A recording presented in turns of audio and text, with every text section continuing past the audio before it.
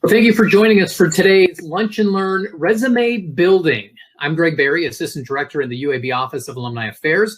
As is the case with any virtual event, please excuse any glitches. If you experience video or audio issues, click the Reconnect button at the top of your screen. This will get you back to the webinar right away. Today's session is part of our ongoing Backpacks to Briefcases Evergreen Certificate program.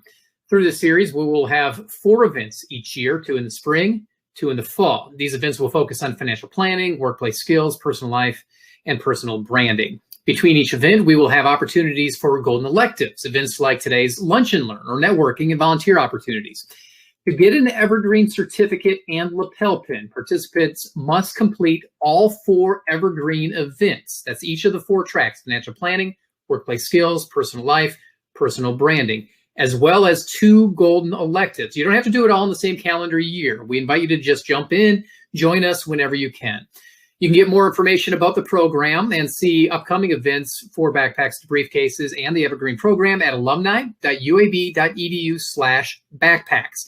At the end of today's Lunch and Learn, I will highlight another upcoming opportunity for the Evergreen Certificate program. And if you have questions throughout today's presentation, go ahead and toss them in the chat. We will get Adam to address those as once he's done with the presentation. So today we welcome Adam Roderick to our Backpacks to Briefcases series. Adam is the Associate Director of Career Education in the UAB Career Center, where he works with people across campus and the community to promote a culture of career preparedness and support. Adam has been with the UAB Career Center since joining the team in 2014. In 2009, he earned his Bachelor of Science degree in psychology from the UAB College of Arts and Sciences, and he holds a Master's of Education in Clinical Counseling from the University of Montevallo. So at this time, I would like to officially welcome Adam, have him click on the video there, and thanks so much for joining us, and the platform is yours, my friend. Thank you, Greg. I feel like I need you to just follow me around and introduce me everywhere I go. That would be fantastic. But yeah, it's so great to be with everybody today and have a chance to walk you through some best practices when it comes to resume development. I know, as we move forward into our careers, that's such a critical part of being successful as we navigate through and hit our career goals. And so today we're going to do that. But as Greg mentioned, please feel free to put into the chat any questions that you might have. This is a workshop where we get a lot of questions and we welcome those. So I want you to feel free to jump in and do that throughout. And I would also encourage you to go ahead and pull out your resume if you have it handy. It also is very beneficial most of the time if we can get you to kind of walk through this with us, take notes, earmark, put comments in. But the more interactive we can make this, the better. And so we would strongly encourage you to have that resume handy as we go through this. But for me, I anticipate my portion of this taking about 30-35 minutes, and I would love to have a substantial amount of time to answer your questions. So as those come up, again, please drop them in the chat because I definitely want to make sure that we do address those. But in terms of content for today, we're going to be looking at 3 specific takeaways to make sure that you have a resume that is working for you.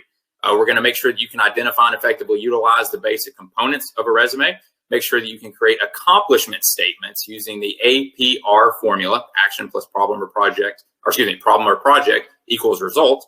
And then finally, articulate your understanding of an applicant tracking system and how to tailor your resume using keywords. I encourage you to hold me to this because we will circle back to the takeaways at the end. So if there is one I do not hit, I want to make sure that you hold me accountable to that so we can have a discussion about it at the end. But to kind of start big picture and to talk about resumes, the whole point of a resume is to stand out in the crowd, right? It is the first impression that your future employer is going to have of you. And just to be candid, you're probably not the only person who's applying for the positions that you're applying for. And so it's important that we make sure that it is a resume that makes you stand out amongst that crowd. Another thing to think about is kind of the progression of securing employment, right? So we have the resume, which gets the interview, and the interview then gets the offer. And so if we don't have an effective resume, we're not getting the interview. If we don't get the interview, we're not getting the offer. And so all of that kind of development, if you will, across the span of your career is critically dependent on the fact that we have a resume to get that momentum started in that equation.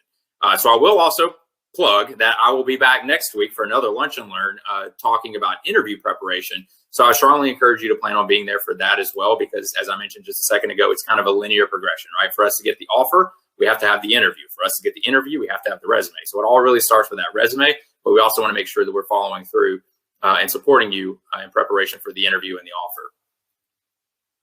But when we think about the basic components of a resume, there are really 4 main pieces, 3 of which are required and 1 of which is recommended, but not necessarily required. So we have our name and contact information. We obviously want the employer to know who we are and how to get in touch with us. It's very important they get in touch with us if they want to extend an offer, so we want to make sure they have that information. The profile summary or summary statement, that is the recommended but not required part of the resume. We'll talk more about that. The education, so we're all proud Blazers, so we definitely want to make sure that that is highlighted and featured on our resume, so we'll talk about that. And then also experience. And experience is probably the biggest focus of a resume in the area in which we have a lot more, where there's a lot of work to be done, right? That's where we want to make sure that we are putting your past experiences, we're highlighting your accomplishments to the fullest extent to make sure that we're getting that recognition and awareness from those future employers. But to get things kind of kicked off, name and contact information is obviously important. This seems very straightforward, but I do want to take this moment to kind of start with some big picture suggestions for your resume. You probably have heard, as you've written English papers and maybe you've heard it in past suggestions for resumes, or maybe your parents recommended this, that Times New Roman is the best practice when it comes to fonts in terms of professional settings. And that has been the case for many, many decades, but that is actually no longer the case as we move forward. So now the best practice in font usage is to shift that focus to sans serif fonts, or fonts without serifs. And when I say serifs, if you think about the T in Times New Roman, the top of that T has those little accents at the end of the T, right? Those little hooks at the end of the top of the T, and then the bottom has those little feet. Those little hooks and feet are what we call serifs. And we are now shifting away from fonts that include those serifs and are shifting to sans serifs, or without serif fonts. And those that we recommend would include fonts like Calibri, fonts like Arial, as you see here, that don't have those serifs and that are blocked out. Now, I know that sounds like a really nitpicky kind of suggestion, but I will tell you, because that is no longer the best practice, if you are not using a sans serif font, it makes your resume look very dated very quickly. So we don't want that to be the case. And so I want to put that out there first, and also want to recommend in terms of font size throughout your resume, we typically recommend 10.5 to 12 point font with one exception. And the one exception is what you see here, and that is your name. We want your name to be bigger than the rest of the font sizes on your resume. And the reason for that is because we're branding it, right? It's not just a resume, it is your resume. And we want to make sure that the employers know it is your resume. We want to make sure they know it is Terrell's resume, or Michael's resume, or Darlene's resume. And so it's very important to make that one exception when we're working on our resumes, to highlight who we are as the applicant, to draw attention to our brand and what we're putting out there in terms of our impact to these employers. So that's the one exception. And again, just kind of want to touch on those first about general kind of practices when it comes to font size for your resume. But name and contact information, we obviously want to put your name, and we also want to put your contact information. And when we say contact information, what is required is an email address and a phone number. Now, you want to make sure these are both email addresses and phone numbers that you check regularly, or that you will answer, but also make sure that what the email address is professional, right? I know that may go without saying, but we have a lot of people who use some semi-unprofessional emails, and that can turn an employer off. You don't want that to be the reason nobody dives into your resume. So if you need to create a new Gmail account or whatever it may be, that's an easy fix to avoid that situation. The other thing I want to mention here is the physical location. So some people prefer to not list their street address on their resume. And unless the employer specifically requires it, don't feel like you have to do that. If the application requests that information, certainly put it in there. But if it's just, if it's not required and it's kind of a preferential thing for you that you not indicate your street address, that is totally appropriate. I know some people have some privacy concerns related to that. But again, if the employer does request it, that is something that we certainly would want you to include to complete your application. So kind of some best practices there when it comes to name and contact information. I bet you didn't think we would spend that long talking about name and contact information, but it is some very important information. And I definitely don't want to miss an opportunity to hit on that. So then the next section, this is what I was talking about earlier that was recommended but not required, and that is the profile summary or summary statement. And the best way to think about this, I'll use myself as an example, right? So me and my wife, we have had dinner. We're trying to figure out a way to hang out and kind of decompress from the day. So we click on Netflix and we're trying to figure out what to watch. And if any of you ever spend much time on Netflix, which I'm sure you do, as you're scrolling through, if you hang over a title long enough, a video will play, right? The trailer will come on, and it's trying to entice you to click into that video, to watch that movie, that documentary, to get engaged in that TV series, whatever it may be. They're competing for your attention, right? They're competing for your bandwidth. And that's the same thing we're trying to accomplish with our profile summary and our summary statement. We're trying to get the employer to be excited, to be intrigued, to be interested enough to spend more time in your resume, all right? I'm going to tell you a fact, and I don't want to scare you, but it is something that we need to talk about and something you need to be prepared for. Research indicates that an average resume gets 10 to 15 seconds of attention. 10 to 15 seconds, not minutes, 10 to 15 seconds of attention from an employer. So with that background, the challenge that we are facing is how do we make sure that you are an exception to that average, right? If your resume is well articulated, you can quickly communicate impact. If you can get someone excited about your resume, you're more likely to be an exception to that average, right? But if you're not constructing your resume properly, if you're not putting in things that are interesting or enticing to the employer, you're probably going to fall within that 10 to 15 seconds and most likely not going to get the interview. And remember, if we don't get the interview, we don't get the job. So something to think about. Again, not trying to scare you. We're here to help with that. But I do want to make sure that that is kind of a preference for, or a background, I should say, for why we have this conversation. So the profile summary or summary statement is a great way to get people interested. And there's a couple different ways that we can do this. The first one that you see there, the profile, is really a 3 to 5 bulleted point list of things that you feel are most important in your resume. Now, they'll be echoed again in your resume. This is kind of a initial listing to get people interested and intrigued. But these are things that we would pull from like your experience section or your volunteer section or your education or whatever it may be and highlight them at the very beginning in a profile. So as you can see here, this particular individual has elected to highlight research experience, years in the lab, as well as experience in writing grants, right? So that's something that they would want to put at the forefront to make the employer get interested about them as an applicant. Another approach that we can take is a summary of qualifications. And this one is probably a better fit for our more technical careers. So things like engineering, things like nursing, education, and certifications. And then also, as you can see here, computer science.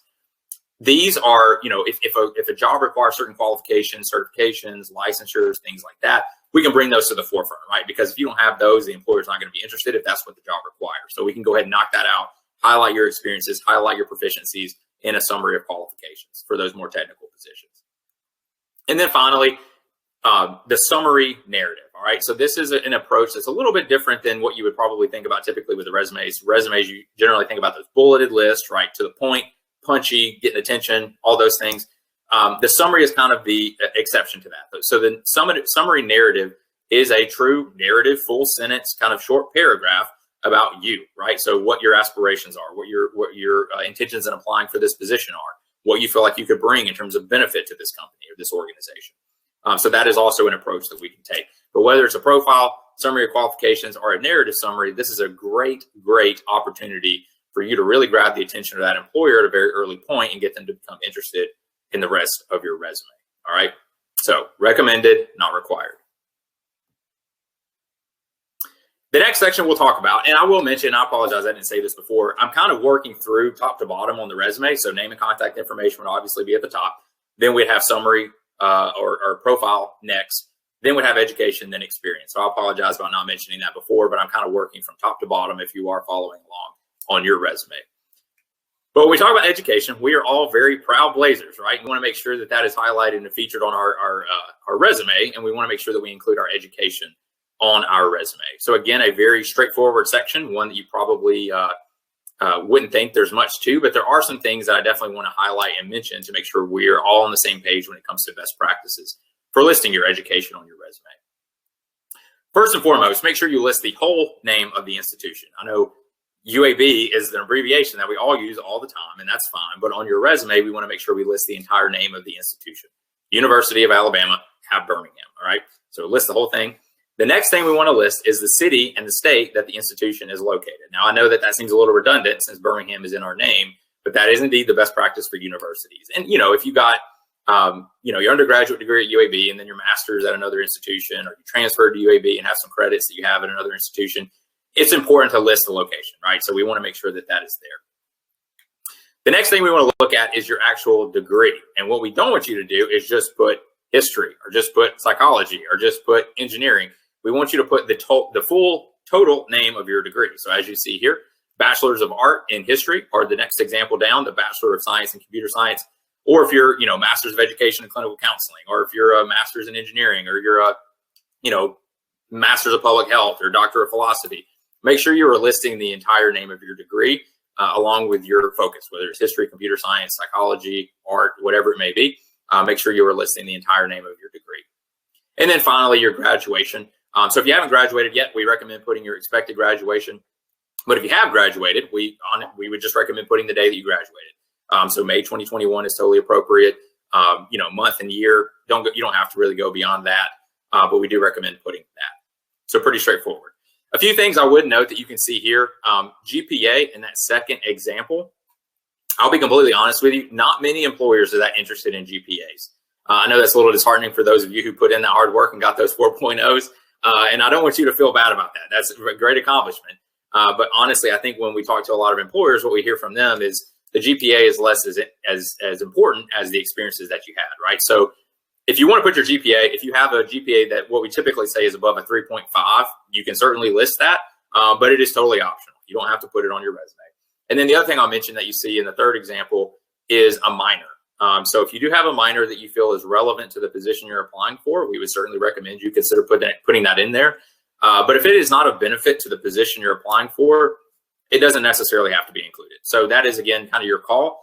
One of the things we definitely want to hit on today, and I'll talk more about it here in a little bit, is that we want to tailor each resume that we use for applying for positions to that particular position. If you're using the same resume for 20 different applications, you're probably not going to get very many calls back. So we need to make sure we're tailoring our resumes for the positions that we're applying for. And maybe one of the ways we can do that is by adding a minor. For example, I know one student I worked with recently was a computer science major, but he had a minor in Spanish, right? And he had some interest in working in a bilingual setting. And that was a real advantage to him as he was moving forward in his career because he had some skill sets that other applicants would not have. So in that situation, listing that minor was very beneficial and something that added a lot of value when it came to the perceptions of his future employers. So I wanted to mention that there.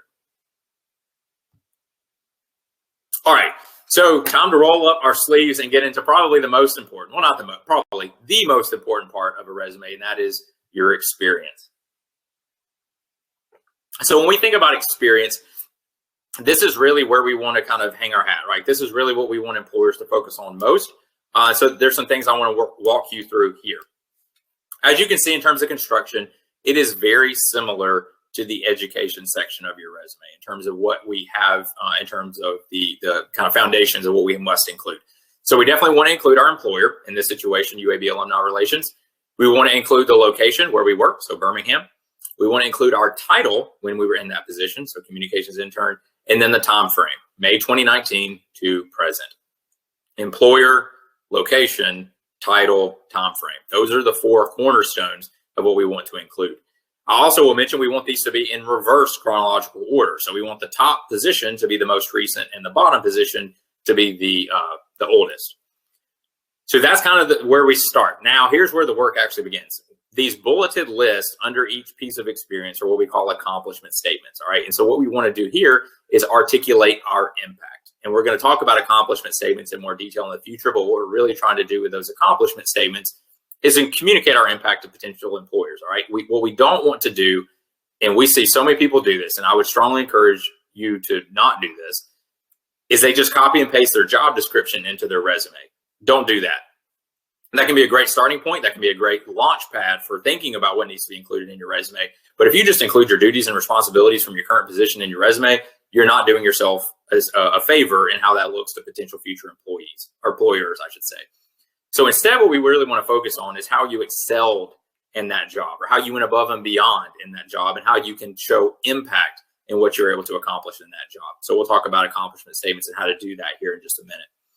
But we want to pick the most important things we want to highlight. And then one of the things I really want to note here is if you take note of those first words in each of those accomplishment statements that we have here: design, create, draft, plan, increase, manage, track. Those are action verbs, right? Those are action verbs. They show impact. They show action. They have a lot of punch to them. They grab the attention very quickly. And so we strongly encourage you to think about inclusion of action verbs at the beginning of your accomplishment statements to really start off with a bang. And, the English language is not short of action verbs. This is certainly not an exhaustive example. So be creative, and think about ones that fit where you're working now, what would be most appropriate.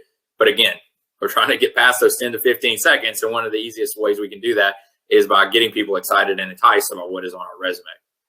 The other thing I want to mention is, as you see in that fourth bullet here, plan and execute alumni breakfast events, increasing alumni participation by 25%. One of the things we really want to focus on in a resume is showing versus telling. All right. A lot of people have a gravitation to listing skills on their resume, leadership, problem solving, communication, conflict resolution. That's fine. But that doesn't communicate much of anything to a potential employer. You're asking them to take your word for the fact that you say you have these skill sets. What is much more impactful and much more powerful is if you can communicate and show them how you've been able to demonstrate those skill sets in your positions. So this is a great way to do that. Instead of just saying plan and execute at events, which would be very bland and very generic, what we have here is plan and execute 4 alumni breakfast events, increasing alumni participation by 25%, right? So instead of just saying event management as a skill, we actually show how we can demonstrate that in this particular position. And the other thing I want to mention too is quantification is key. If you can quantify what you did in some metric form, that is a really, really powerful way to demonstrate impact to those future employers. All right. So if we can say, 4 events, 25% increase, that's a lot more powerful than saying coordinated events for alumni, right? Because now it's just a lot more detailed, a lot more focused, and it focuses on the results and the outcomes. So I want to hit those few things. There's a couple different things we can do with experience. You can certainly have a general experience section, but we can also look at kind of categorizing our experiences into different groupings. So what you see here is someone who's decided to group it into research experience. So all these experiences are related to research assistant, lab assistant, research clinic volunteer, and everything is kind of collected into that one subsection within their experience. And that's totally appropriate and honestly recommended. So if you are, into coding, or you're into research, or you're into clinical care or teaching or whatever it may be, it is totally appropriate for us to start building out an experience section that collects like experiences to better articulate, your skill sets in that particular area to future employers. But all the same principles still apply. Employer, location, title, time frame, still have the accomplishment statements. There is an error, actually 2 errors here that I included because I wanted to point these out.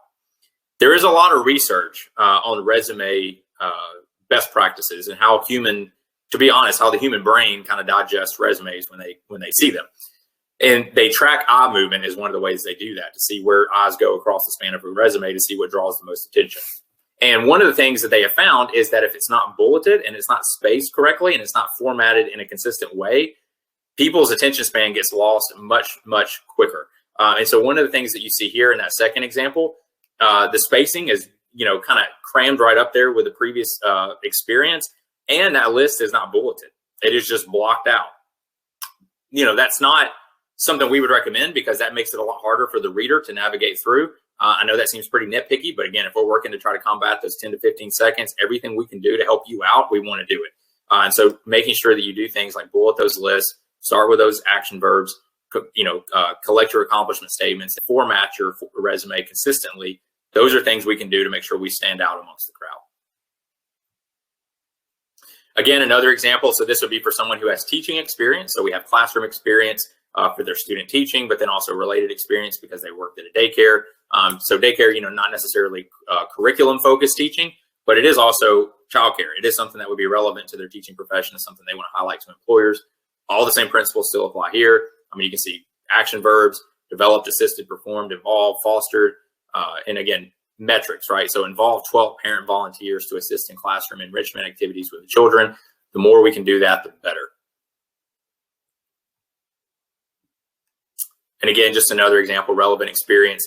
There is no wrong way to kind of categorize your resume in terms of experiences. It really just depends on what your experiences are and what we can do to kind of tailor it to fit who you are, what your aspirations are, and the positions that we're going to be using it to apply for.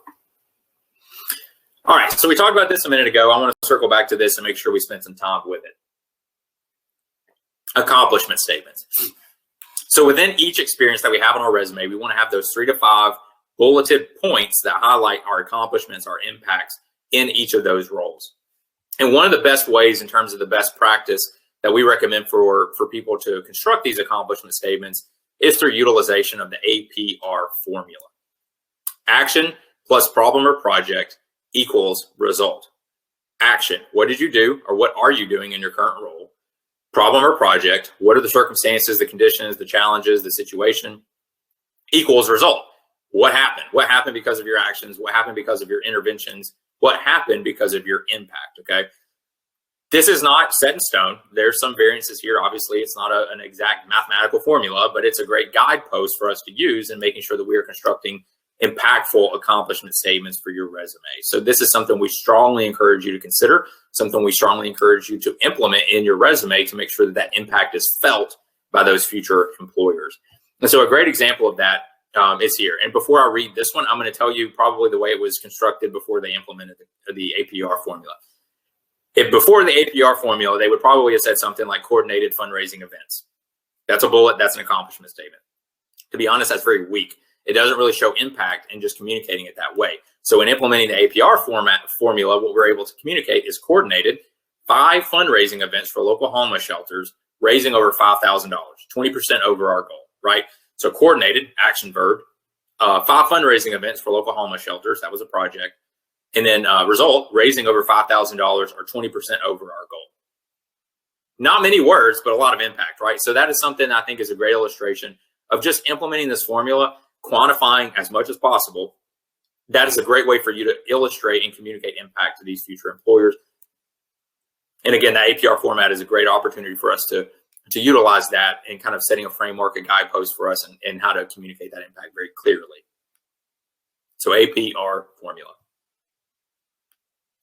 All right, and one of the last things I want to talk about is the applicant tracking system. So this is something you may or may not may or may not have heard of, and it is something that is becoming increasingly more common. So organizations like UAB or Blue Cross or Regions, they've been using applicant tracking systems probably for decades. However, this software, this ability is becoming a lot more cost accessible to a lot more employers, and many more employers are utilizing it. And what an applicant tracking system is an automated HR platform that curates applications looking for keywords, qualifications, and phrases that are designated by the HR department. So in translation, what that means for you is if we don't successfully navigate through applicant tracking systems, there is a possibility that no human will ever see our resume, right? That means we're not moving forward in the process. We're getting kicked out before we even get a shot to have anybody even have a chance to spend those 10 to 15 seconds with our resume. So it is very important that we think about this as we're applying for these positions. So to illustrate, we have this example, and this is a digital content specialist position that was actually posted at UAB. And so what we have here in red are the keywords, the qualifications, and the phrases that would most likely be picked out by an applicant tracking system. So communications, integrated communication strategies, digital tactics, digital presence, communications. And I will say this, if a word appears multiple times in a job description, we need to be using that word in your resume, right? So that's a good key. If it reappears over time, we need to make sure it's included. But then in terms of qualifications, bachelor's degree, public relations, you see Twitter, Facebook, Instagram, Google Analytics, editing skills. I'm not going to go through all of it. But what we want to do is make sure we're echoing this as much as possible on our resume. Now, let me take a pause and be very clear. What I'm not saying is that we are untruthful or that we lie on our resume. I would never, ever encourage you to do that. 2 things can happen if we do that. Number 1, we get found out, and that will haunt you forever. So not a good outcome. The second is you don't get found out, and this may actually be worse, and you have to fake it every single day you come to work, right? Because you could proclaim that you had this or you had that or this qualification or whatever it may be. And if you don't have it, they're going to expect that you have it, and you're going to get probably found out down the road anyway. So don't do that. But what I am saying is if you say something one way on your resume and they say the same thing but slightly differently in the job description, say it their way, right? Like we want to make sure we're using their words, we're using their verbiage, their phrasing, highlighting what they're looking for as much as possible, because that's going to give us a chance to get through the ATS much more effectively as we move forward. So I'll reiterate again what I said earlier. If you're using the same resume to apply for 20 different positions, it's not going to work out for you in all likelihood. You know, it's kind of like fishing for many different types of fish with the same bait. Not probably going to work for you. We want to make sure we're tailoring our resumes for each and every position that we're applying for. We may get lucky from time to time, but we don't want you to get lucky. We want you to have the career that you want. We want you to have the career trajectory that you want. We want to make sure we're supporting you getting the positions that you want to make that happen. So we need to make sure we're tailoring each of our resumes for each application that we're submitting so that we're a best fit for that role. But applicant tracking systems are a very important part of that. All right, so some other resume tips, just kind of generally real quick. In terms of length, you know, that one-page resume has been a myth that has been persistent over time, right? And I would say this, you know, when we talk to students in the Career Center a lot, we talk about the one-page resume perception. And honestly, what I would recommend is quality is more important than quantity, right? So if you have a true full 2 pages that are worth highlighting in an application, I would never discourage you from doing that, right? If it's all relevant. If it's not relevant, then we probably need to cut it out. We need to kind of think about how we reorganize it or accentuate certain different things.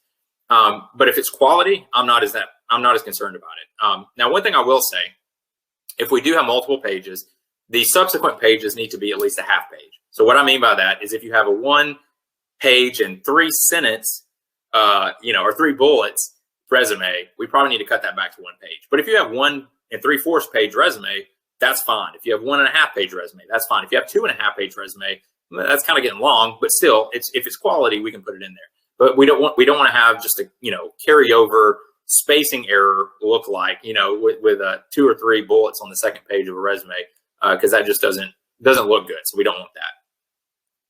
I want to reiterate too, show versus tell. That was another note I had written down for myself here. As much as possible, show employers what you're talking about as opposed to just telling them what you're talking about. I know that can be somewhat challenging when it comes to resumes because you're not there. You can't vouch for yourself. But we want to put as much as we can into those resumes to demonstrate our skills, to demonstrate our impact as much as possible, as opposed to just reporting those skills and impacts. And then the final thing I want to mention, references. So a lot of times we have people ask about references. You don't have to put references on your resume unless they're requested. But what that means is you still need to have a collection of references available, right? Because they probably will ask for them. And you want to have a stable of references who are good fits to vouch for you in the particular positions that you're applying for. So have a vast array of references ready because certain people may fit certain experiences better than others. And the other thing I'll mention too is make sure your references know that they're your reference, because if they get a random phone call and they're not expecting it, it may not look that good for you. So make sure they have a heads up about that. But just kind of some general tips about other resume tips that I wanted to hit. So in terms of the Career Center, one of the things that many people do not know is as a current student and as a graduate of UAB, you actually have access to the UAB Career Center for the rest of your life. So we are here. We're here for the entire duration of your career journey. So even if you graduated 5, 10, 15 years ago, we're still here. So you can always set up appointments with us, come meet with us. We obviously do resume support. We can help you with interviewing. Again, plug next week. I'll be here again talking about interviewing prep. I would strongly encourage you to be here for that. We also help with job search strategies, career exploration, networking, professional branding. We have workshops and much, much more. We're always adding new wrinkles to what we do and want to make sure that we are the best career center that we can be for our current students as well as our graduates. So always feel free to reach out to us. We'd be more than happy to meet with you on an individual basis to make sure your resume is ready to rock and roll. Another thing I want to mention too, that's I think important to note is, shocker, COVID has changed a lot and the world of work has changed a lot. The virtual career world is emerging and it will not be stopping as far as we can tell. And so one of the things we're trying to do is adapt to that. So we offer a lot of virtual appointments, also supporting a lot of our students and graduates with job search strategies. Doing that virtually is very different than doing that in a traditional format. So we want to make sure we're supporting you in that. Also virtual interviewing. I don't know if anybody's interviewed via Zoom, but those are a lot different than interviewing in person. And so we want to make sure we're supporting you in that, as well as building a digital shadow, a digital brand, and also upskilling. So those are things that we want to make sure we're supporting you with as you move forward in your career. And we also have walk-in hours. So if you ever want to hang out with us and have a conversation about careers, we would be more than happy to do that. We're available Monday through Friday, 9 a.m. to 4 p.m. There is actually a Zoom link on our website right on the front page. Can't miss it. So if you ever want to hang out with us Monday through Friday, 9 to 4, please feel free to click the link. Someone will be there to be more than happy to speak with you and to give you some support and making sure that your resume is ready, your interview is on point, and that you're ready to take whatever steps you need to advance in your career. I also want to make sure you have our contact information. But more importantly, I want to make sure you have my contact information. So it's not listed here, but my email address is adamrod@uab.edu, adamrod@uab.edu. So if you want to reach out to me directly, please feel free to do that. I'll be more than happy to talk with you about whatever it may be. I want to make sure we help support you in your career moving forward. But I also want to make sure you know about our Instagram, our Facebook, our physical location in the Hill Center. Our plan is to be back in the offices this summer, be back full force in the fall. So if you ever want to come hang out with us, please feel free. But feel free to reach out to us anytime because we want to make sure we're here to help support you as you move forward. So at the beginning, I introduced these takeaways and said this was going to be our target. I wanted to make sure we hit these by the time I got done with our discussion today. So I hope we can now say that we can effectively utilize the basic components of a resume: name, contact information, profile summary, summary statement, education, and experience. Also, we talked about accomplishment statements in the APR format. We also talked about applicant tracking systems and how to navigate through those and identify keyword phrases, qualifications that we can highlight in our resumes as we apply for those positions. So I hope I hit those. If I didn't, please jump in the chat. Let me know if you have questions about them. I'd be more than happy to answer them. But I do want to leave you with some next steps, some things that I think would be great follow-ups to this. Number one, build and refine your personal resume. Resumes are living, breathing documents. If you did a resume last year, great. It's probably old now, right? We need to update it. So I would say, every couple months, make yourself a reminder in your calendar to update your resume, add what you're doing at work right now, and keep those kind of living, breathing document mentality alive. Schedule an appointment with the Career Center. We'd be more than happy to meet with you, talk to you individually about your resume, what we need to include. Also, add your resume to your Handshake and LinkedIn profile. It's a great first step in making sure that you're networking effectively, especially now. I think even since COVID, the virtual networking has increased exponentially. So making sure that you have an accurate representation of your impacts on your social media profiles is critically important as well. The Career Center has a number of career events that you're all welcome to. So we would encourage you to tune into Handshake. If you have any questions about Handshake, let me know so that you can keep up with our career fairs, our career events, our employer spotlights, our engagement opportunities. We want you to have access to all of those as well. And then finally, probably the fifth or sixth time I've said this, I'll be back next week for the second part of the Lunch and Learn series, the Career Center supporting, talking about interviewing. And if you remember at the beginning, the resume gets the interview gets the offer. So I definitely want to make sure I follow up with each and every one of you next week and kind of continue the conversation to make sure that we are preparing you for successful interviews as well. So I do want to open up for questions and discussion, but before I do that, I do want to say thank you. I want to say thank you for being here. I want to say thank you for making this a priority. Thank you for letting the Career Center help support you. It's my honor, truly, to do these things. I was telling Greg before we got started how much I appreciate this. Just engaging with you guys, it means so much to me personally and to the Career Center at large. So thank you for being here and making this a priority, and thank you for allowing the Career Center to be a little part in your journey as you're moving forward towards career success. So I appreciate it. And for you, Adam, thank you so much for the fantastic information that you've provided.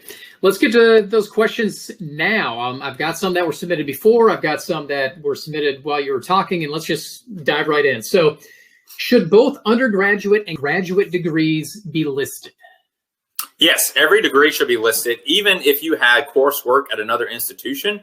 Like let's say you started out at, a community college and you got an associate's degree, then you transferred to UAB to finish your 4-year degree. Yeah, if you earn credits at an institution, we want to include it. What we don't want to include is high school. That's the one thing that we don't want to have included. Even if you're a valedictorian, you can mention that in an interview, but we don't want to include that in the resume. So yeah, undergraduate, if you got associate's degree, undergraduate degree, graduate degree, doctorate degree, post-secondary certifications, all of that needs to be included in your education section. That's a great question. So what if you don't have a lot of experience, but you have a lot of education? Is this something where build out those experiences that you have, or how do you approach that? Both. I think, what we would, and again, that'd be a great appointment conversation. So, I don't know who asked that question specifically, but I would encourage you to follow up with the Career Center. We'd be more than happy to meet with you on an individual basis to walk through that. We see a lot of our current students in that situation where they're, have a 4.0, but they haven't done anything outside the classroom. And so we have to work with that to kind of accentuate, well, what have you done in the classroom that we can accentuate? Have you led research projects? Have you been part of, publications or presented at a expo or things like that? If we can do that, we can. If you haven't, that's okay. Let's start from where we are and figure out what a plan is that we can implement to start building out those experiences as we move forward, because we can't change what's happened. but we can make plans for how we're going to make it different in the future, right? So we can start to work with you to identify volunteerism, employment, engagements, whatever it may be, so that we can start to really build out that resume to be the place where you want it to be for those future applications. If you have a job where you just stayed for about 6 months and then resigned because it just wasn't a good fit, how should you list this position? Because this person went immediately to another position before leaving.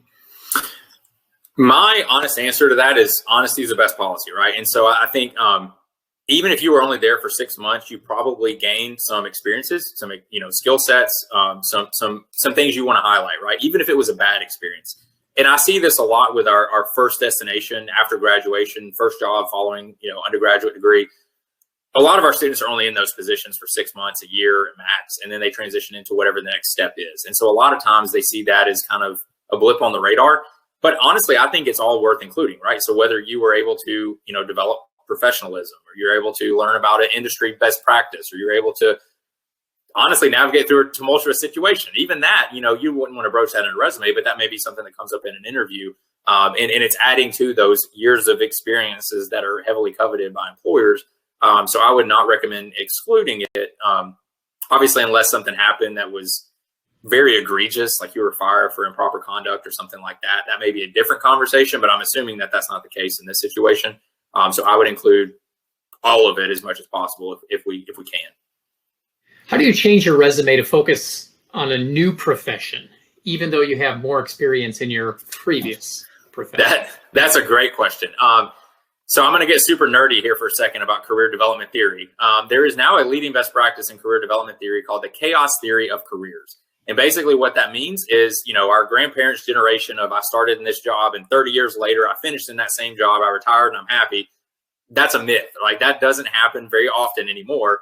And so what we see a lot more frequently is people, developing kind of their own pathway through their career. And what is important in that is two things: resiliency and competencies, right? So what we see, those two things are critical.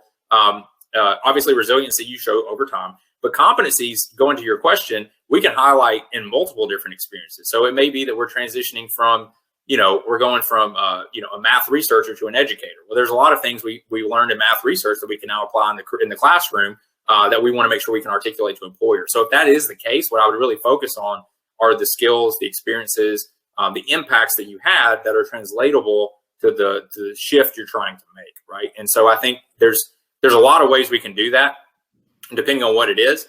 But I would encourage you, I would say this to everyone: focus on what your impacts are, but also be thinking about your competencies. Like, what are you developing along the course of your career that you can highlight as kind of like your flagpole, I'm sticking my stake here, this is what I'm known for kind of characteristics, because those are things that will follow you no matter where you go, whether you're in the same field, different field, changing industries, whatever it is. When it comes to the LinkedIn profile, should you include that as part of your contact information? Yeah, great question. Yeah, if you have a complete LinkedIn profile, that is a great link to include. So yeah, just a hyperlink. I will say this too: if you are into, like I know I've seen this with a lot of our art majors, they have an online portfolio, right? They have a collection of their artwork. And so we see a lot of them click a Weebly or whatever URL they want to include in there. Yeah, that's totally appropriate. It's something that I would certainly encourage you to include in your resume. And I will say, I didn't get into this, but what we are also seeing is online portfolios becoming a lot more common. So if that is something you're interested in exploring, we can help you with that. But the resume kind of being a vehicle, a mechanism to communicate. If you want to click this link, there's a Adam Roderick website that has all of my stuff in it, links, articles, references, photos, all those kind of things that we just can't include on a resume. So if that's something you want to explore with us, we'd be more than happy to have that conversation. But to answer the question, yes, hyperlinks are totally appropriate on a resume. So do you recommend using a modern template resume, a traditional basic template? I mean, how important is the actual format to the resume outside, bullets and making it look pleasing? Yeah, so going back, that's a great question. Going back to kind of what I mentioned before, there is a lot of research and a lot of it is eye tracking on resumes and how resumes are reviewed. And the easier it is to navigate, the better. So templates, I would say, I had an analogy in graduate school. So as Greg mentioned, my background is in clinical counseling. And I had a professor in graduate school use an analogy that I like to use often. And in counseling, they said self-disclosure, talking about yourself, use it like hot sauce, right? Like if it's a little bit's okay, but if you go too much, it's going to ruin everything. And so I think that same thing is true when it comes to this situation. Just be mindful with that and try to, think strategically about how you include those things, because the more you do, the more risk you're running potentially. Can you have more than 3 to 5 accomplishment statements? Is 7 to 10 fine? Is 7 to 10 fine, or should they be spoken during an interview? Okay, so going back to the research, you do run a risk. The longer it gets, the more tuned out people are going to be. I know it is hard to write less. I think it was maybe Mark Twain at one point said, "I'm sorry I wrote you a long letter, but I didn't have time to write you a shorter letter." And I think there's a lot of truth there, right? Because I think it's a lot harder to condense things, to be concise, to be focused, and it takes effort. And you have to let go of things that mean a lot to you. But I think if you can think about what those employers you're tailoring these resumes for are most interested in, that's where the focus should be. So it may be that we let go of some things that we really love, that we enjoy, that it was a lot of great memories that came from it, but it just doesn't fit what we're applying for. And that's very hard. But I think the more you put in there, the more risk you're running that they're going to miss something. Yours normally have. Should they put that on their resume or use the legal name? Kate versus Catherine's very simplistic form of that, but they can get very intricate and very, difficult to say for the employer at time to time. Sure. I would say put what you're comfortable with. And I know this wasn't the question, but I think this is kind of a one that we've hit that I'll mention as well. We have some trans students at UAB, right? And so they have transitioned from male to female or female to male, or they're non-binary. And one of the things they run into is, well, my legal name is this, but I go by this. Put whatever your preferred name is. If you have to get through some legal conversations with the HR department when they make you the offer, that's not going to be a deal breaker for them. If they really want you for that position, that's not going to be something that you have to, worry about. I would say just be yourself. The last thing I would want you to do is to get a job being somebody that you're not, because like I said before, that means you got to show up every day faking it. So if you go by, Adam or Greg and your name is something else, make sure that you put whatever you want to be called so they can kind of go ahead and get to know you and recognize you as that person, as opposed to having to go through well, I know you hired me as this person, but I actually prefer to be called this. And it kind of muddies the waters a little bit. What if you've worked for the same organization, but have had a number of jobs within the institution? Do you list all of those? Yes. Every job needs to be treated as like a different position. And we can all house them under the same, entity, but we want to make sure that we distinctly put, you started as, like I'll use me for an example. My first job at UAB was academic advisor. Then I moved to program manager. Then I was associate director. So like all of those on my resume are listed under UAB, but they're each distinctly indicated as unique experiences with different accomplishment statements for each. In the case of finding an academic job, should they add an internship experience or voluntary experience inside the resume as relevant experience? That's a great question. We can do it that way. I would say one of the biggest kind of markers when we think about experience sections is paid versus unpaid. If you were paid for something, that usually is in a category. And then if you're unpaid for something, that's usually in a different category. So we see a lot of, for our students, campus activities, community engagement, volunteerism. Those are things you don't get paid for, but we need to highlight them because they show professionalism. And, I talked about not showing or not telling people about skills, but showing them those skills. And those are great opportunities to do that. So typically the distinction between the two is paid versus unpaid. However, depending on the industry, for example, research, like if you're going for a research position, some of that could have been as an undergraduate, and some of it could have been a lab assistant as a graduate TA. And all that is very relevant to research because it shows lab time. And so in that situation, we may, kind of buck what I just said and say, even though it was unpaid, we need to have a research experience section to highlight the, many, many years you've had in chemistry labs across the institution. So if somebody wanted to get their hands on that resume template that you shared earlier, the preferred format that you're going after, can they just see you? Is there a way that they can download that? How can they get their hands on it? That's a great question. So on our website, the UAB Career Center website, there's a students tab. And in that students tab, there is a resource link. And in that resource link is a resume template collection. So there's a criminal justice, chemistry. There's probably 20 of them in there that are all kind of tailored for different industries. And also I'll mention, if you go to our website, on our navigation bar, you'll see our career guide. link. So our career guide also includes about 25 different resume templates that you can use. So yeah, feel free to do that if you have issues finding any of those. I think Greg, you put my email in the chat, right? Yep. Yeah, thank you. So if you have any issues with that, please feel free to reach out to me. I'd be happy to send you the link directly. But please don't let that be a barrier for us, helping you get your resume in shape, because that's something I can easily address. So if you have any issues with that, please feel free to reach out to me, and I'd be happy to provide you the link. And just for a refresher, it's adamrod@uab.edu, and the website is uab.edu/CPD. So if you have a ministry leadership degree from a seminary program, should you list that because it came along with all the coursework and all that experience? Yes, absolutely. Yeah, I think there's a lot of, we talk about competencies and skills, right? Like, there's a lot that we can pull from that. So you're talking about, oral skills, you're talking about professionalism and leadership and all those things. So yeah, absolutely. I would say we definitely need to include that. There are very rarely any past education experiences that we wouldn't want to include in the education section. If it's a certificate, if it's an undergraduate degree, a graduate degree, master's of divinity, if it's a PhD, let's put it all in there, because that's a full picture of who you are as a person, and it speaks to your past, your experiences, and what you would bring in terms of value to a potential employer.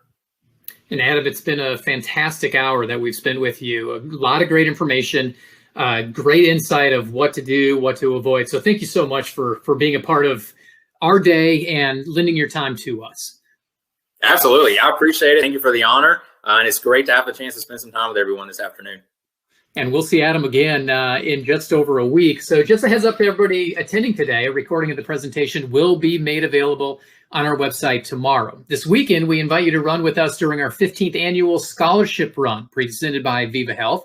Our virtual run features a 5K, 10K, and non-running option. For $35, not only do you support student scholarships, you get a run t-shirt and finisher medal. You can register at alumni.uab.edu/run. Well, we have one last opportunity this semester to earn credit towards our Evergreen certificate. On April 29th, as we mentioned, join us for another Lunch and Learn with Adam. Interview skills. During this virtual event, we'll discover how we can master the art of the interview. You can find more information about the Evergreen program and register for this at alumni.uab.edu/backpacks. If you're looking for a podcast to listen to during your day or to and from work, check out UAB Green and Told. Our podcast features members of the UAB community and is released every other week. You can find it on Spotify and Apple Podcasts, or visit alumni.uab.edu/green and told.